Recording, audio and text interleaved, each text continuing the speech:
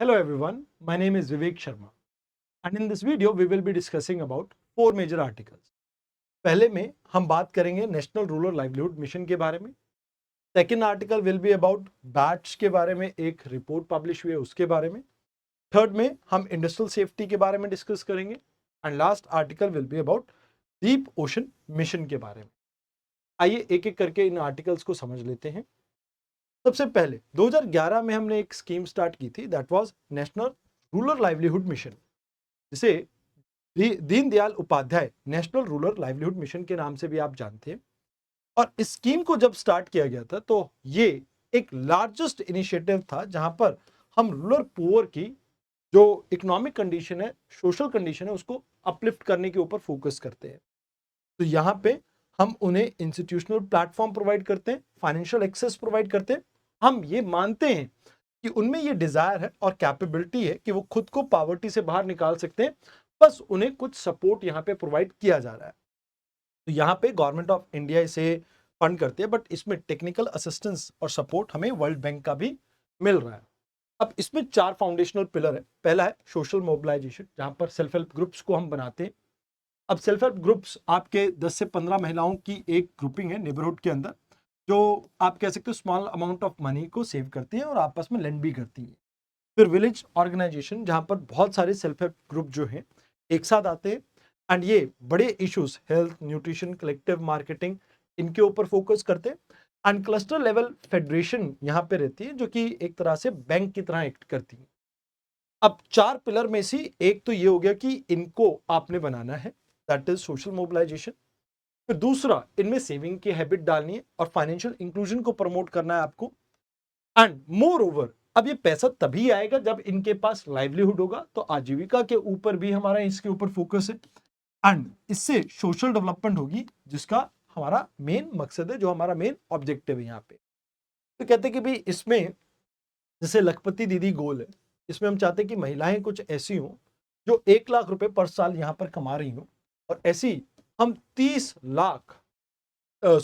Million यानी 3 crore self help groups की महिलाओं के ऊपर फोकस कर रहे हैं जो 1 लाख रुपए साल का कमा सके. कोविड-19 पे भी इनकी लास्ट माइल कनेक्टिविटी के टाइम पे बहुत सराहना की जा सकती है, जहाँ पे मास्क की प्रोडक्शन हो या राशन की डिस्ट्रीब्यूशन हो, कम्युनिटी किचन हो, जिसमें इन्होंने बहुत ज़्यादा काम किया था. फाइनेंशियल डिसिप्लिन की बात करें तो बड़े कॉर्पोरेट्स के मुकाबले इनका बैड लोन्स काफ़ी कम होता है. एंड अभी हम 720 डिस्ट्रिक्ट में, 742 डिस्ट्रिक्ट में इन्हें देख पाते हैं, जहां पर आप ये कह सकते हो 100 मिलियन हाउस होल्ड इसमें इन्वॉल्व है. More than 9 million self help group की अगर बात की जाए तो अभी कम्युनिटी बेस्ड कार्डर में ये डिप्लॉयड है. एंड मोर ओवर यहाँ पर 12 लाख करोड़ आप ये कह सकते हो कि बैंक जो फैसिलिटेट करता है, उसमें से 51,000 करोड़ आपकी इनकी कैपिटलाइजेशन के सपोर्ट के लिए आ रहा है. तो दीज आर द थिंग्स जो आपको इसके बारे में याद रखना है. अभी इंडिया अपने इस मॉडल को अपनी सॉफ्ट पावर की तरह यूज कर रहा है countries like Ethiopia, Tanzania, Kenya, Rwanda में. एंड हमारा यहाँ पे फोकस है कि कैसे हम इंस्टीट्यूशनल बिल्डिंग अप्रोच के ऊपर जाएं, जहां पर लॉन्ग टर्म कम्युनिटी की कैपेसिटी बिल्डिंग कर सके, not just in India, even beyond, जहां पर वो टेम्परेरी सब्सिडीज के ऊपर डिपेंडेंट ना रहे. कॉस्ट इफेक्टिव है क्योंकि कम्युनिटी ड्रिवन प्रोसेस है, तो यहाँ पर आप लोकल कार्डर को बिल्ड करते हो और जिससे एक परफेक्ट आपकी नेशन कंस्ट्रक्शन की आप नींव रख देते हैं. मोर ओवर, खासकर जो देश जिनके पास इतना ज्यादा फाइनेंशियल कैपिटल नहीं है, उनके लिए ये मॉडल काफी परफेक्ट है. इनफॉर्मल इकोनॉमी दोनों ही अफ्रीका और इंडिया में काफी ज्यादा देखने को मिलती है, तो इस वजह से भी इस तरह के लाइवलीहुड को डाइवर्सिफाई करने से आप काफी पॉजिटिविटी ला सकते हैं रूरल हाउस होल्ड में. तो कहा जा रहा है कि भाई देखो, यहाँ पर आपको सस्टेनेबल लिंकेजेस क्रिएट करनी पड़ेगी, ये ब्यूरोक्रेसी के डिलेज वगैरह को खत्म करना होगा, इम्प्लीमेंटेशन एजेंसी के बीच में सिनर्जी बिल्ड करनी पड़ेगी. एक नया पैराडाइम आप बिल्ड कर सकते हो साउथ साउथ कोऑपरेशन का, जहां पर एक दूसरे की हेल्प करके एक दूसरे को डेवलप करने में हेल्प कर सकते हैं. यहाँ पर नॉलेज एक्सचेंज आपकी एक दूसरे के साथ बेटर हो सकती है एंड एक दूसरे की कैपेसिटी बिल्डिंग में भी आप हेल्प कर पाएंगे. तो इससे रिलेटेड ये आपका मेंस का क्वेश्चन है 2021 का, और 2022 का आपका प्रीलिम्स का क्वेश्चन. आइए अब बात करते हैं आज के अगले आर्टिकल. अब देखो, अभी हमने पहली बार असेसमेंट किया after long period of time, almost 20 साल बाद, बैट्स के पॉपुलेशन सर्वे का. तो स्टेट ऑफ बैट्स 2024-25 अभी असेसमेंट आई है. नेशनल लेवल पे देखने को मिली है लगभग 27 आपके अलग अलग इंस्टीट्यूशन इसमें इन्वॉल्व थे। तो कहते हैं कि भाई यहाँ पर हम बैट की बात कीजिए तो ये एक इकलौता मैमल स्पीशीज है जो एक्चुअल में उड़ सकता है। एंड इसमें बात की जाए तो ये नॉक्टर्नल स्पीशीज का है, दो कैटेगरी में आता है, एक जो फ्रूट खाते हैं, एक जो इंसेक्ट खाते हैं।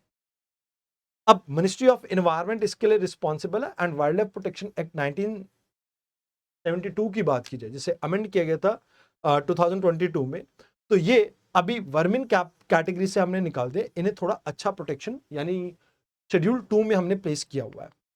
अब इंडिया में 135 स्पीशीज मिल रही हैं आपको बैट्स की। इंडिया में 4 मेजर ऐसे हॉटस्पॉट्स हैं जहां पे आपको बहुत ज्यादा बायोडाइवर्सिटी देखने को मिलते हैं। एक हिमालयस वाला पार्ट है, western Ghat, Indo Burma and Sundaland, जो कि आपका निकोबार वाला पार्ट है। अब देखा जाए तो इंडिया के वाइल्ड लाइफ प्रोटेक्शन एक्ट के अंदर हम कुछ चीजों के ऊपर फोकस करते हैं, जैसे प्रोटेक्टेड एरिया में national park and wild life sanctuary, community reserve and conservation reserve इसी के अंडर डिक्लेयर किए जाते हैं। अगर प्रोटेक्शन की बात की जाए, शेड्यूल 1 में हाईएस्ट प्रोटेक्शन है, शेड्यूल 2 में उससे थोड़ी लो है, शेड्यूल 3 में आपके प्लांट्स आ जाते हैं, एंड शेड्यूल 4 आपके साइट्स की जो ऑब्लिगेशन है उसको फुलफिल करने के लिए बनाया गया था। अब इसके under national board for wild life आपका बना हुआ है, जिसे प्राइम मिनिस्टर चेयर करते हैं, and national tiger conservation authority and wild life crime control bureau, और जो आपके लाइक वाइल्ड लाइफ वार्डन होते हैं, ये सब इंस्टीट्यूशन इसी के अंडर बने होते हैं। एंड यहाँ पे ये कहा जाता है कि भी आप जो भी लाइसेंस वगैरह अगर इंटरनेशनल ट्रेड या लोकल ट्रेड करनी है वाइल्ड लाइफ में, उसके लिए आपका वाइल्ड लाइफ प्रोटेक्शन एक्ट के अंडर ही लाइसेंस मिलता है। फिलहाल इंडिया में 135 बैट्स की स्पीशीज है। हाईएस्ट आपको वेस्ट बंगाल में देखने को मिलती है, followed by Meghalaya, and then आपकी उत्तराखंड आ जाती है। मेघालय में आप ये कह सकते हो कि नियरली 50% इंडिया की बैट की डाइवर्सिटी देखने को मिलती है, हाईएस्ट है।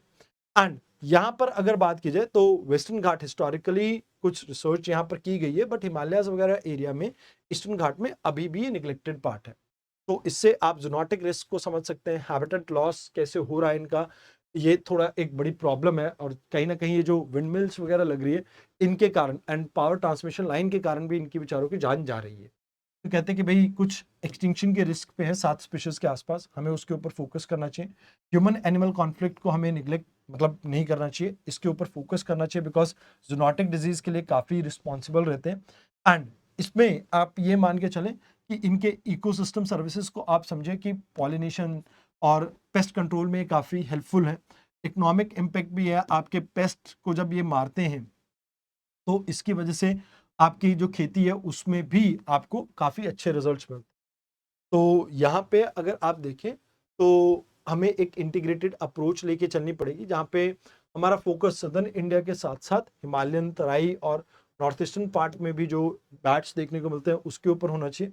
अब पैथोजन सर्वेलेंस के अंदर ये काफ़ी इंपॉर्टेंट हो सकते हैं, जहाँ पर आप जो फ्रूट बैट से डिजीज स्प्रेड करते हैं जूनोटिक, उसके ऊपर आप फोकस कर सकते हैं। कम्युनिटी अवेयरनेस लाने की जरूरत है, इनके साथ स्टिग्मा काफ़ी सारा अटैच है, उसको दूर करने के लिए। तो इससे रिलेटेड एक प्रीलिम्स का क्वेश्चन है आपका, प्लीज इसको ट्राई कर लेना। Now let's talk about the third article. अब कहते हैं कि भाई छत्तीसगढ़ में एक बॉयलर आपका फट गया, जिसकी वजह से लोगों की डेथ हो गई।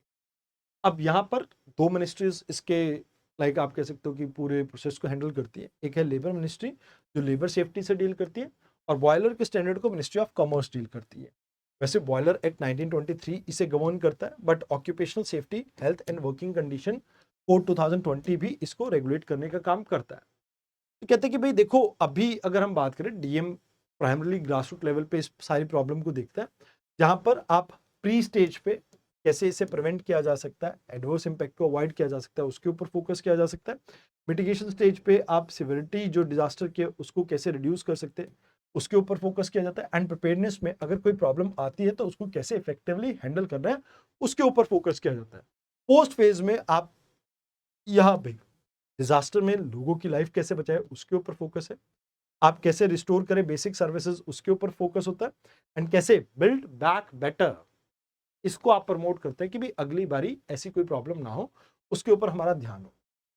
तो इंडिया में डिजास्टर मैनेजमेंट की बात करें तो नेशनल लेवल पे आपकी नेशनल डिजास्टर मैनेजमेंट अथॉरिटी आती है, जो प्राइम मिनिस्टर चेयर करते हैं। स्टेट लेवल पे स्टेट डिजास्टर मैनेजमेंट अथॉरिटी, जिसे चीफ मिनिस्टर हैंडल करते हैं।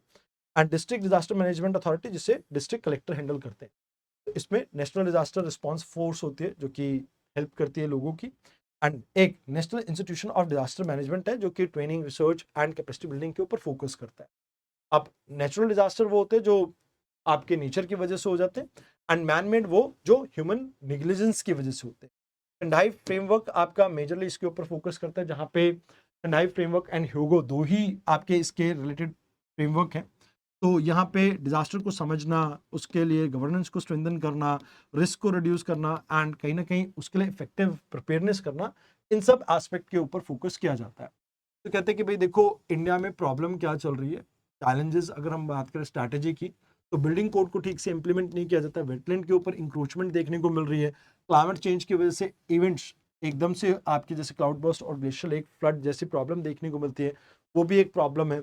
And last mile connectivity early warning system की आपको नहीं देखने को मिलती है। तो कहते हैं कि भाई ये कुछ प्रॉब्लम्स आपको देखने को मिलती है। तो कहते हैं अब ये बॉयलर की क्या प्रॉब्लम थी, कहते हैं यार देखो इसमें ऑपरेटिंग रिजीम के ऊपर डिपेंड करता है कि भी किस तरह से प्रॉब्लम हो जाती है। कई बार जैसे नया बॉयलर आप इंस्टॉल करते हो उसमें ये प्रॉब्लम देखने को मिलती है, बॉयलर आप रीस्टार्ट करते हो जैसे कोविड-19 के बाद, उसमें ये प्रॉब्लम देखने को मिलती है। तो ये एक एकदम से सडनली होने वाली प्रॉब्लम नहीं है, बार बार कुछ मिस्टेक्स की जाती है उसके बाद ऐसी प्रॉब्लम देखने को मिल जाती है।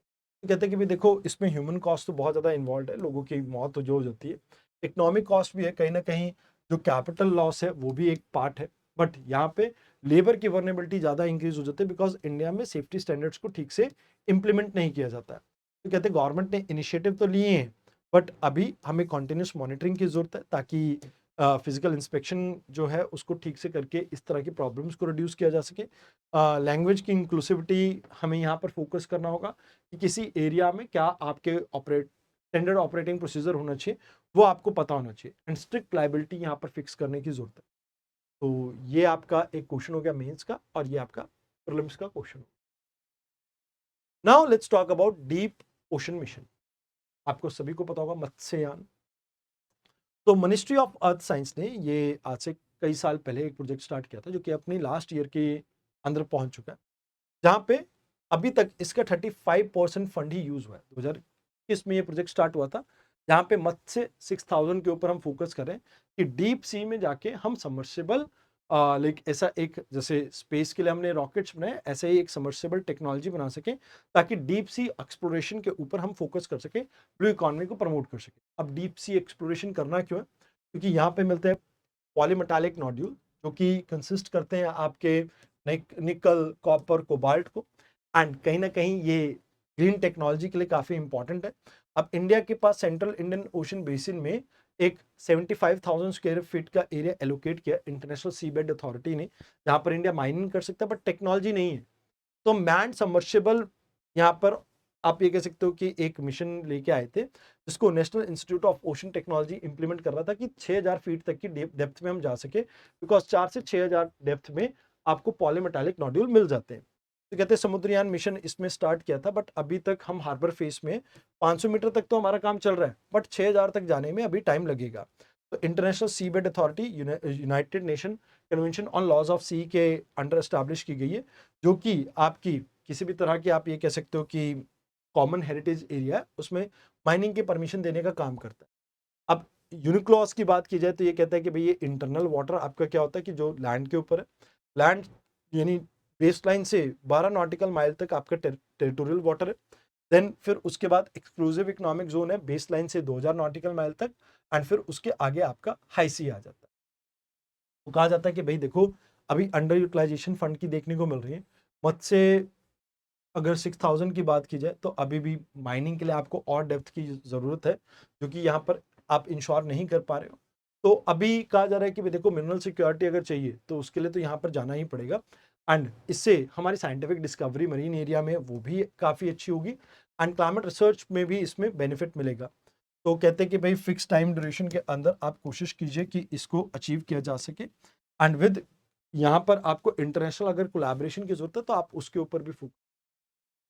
तो ये आपके दो क्वेश्चंस हैं जो आपको देखने चाहिए। तो these are the things that we have to discuss today. आज की डिस्कशन में इतना, धन्यवाद।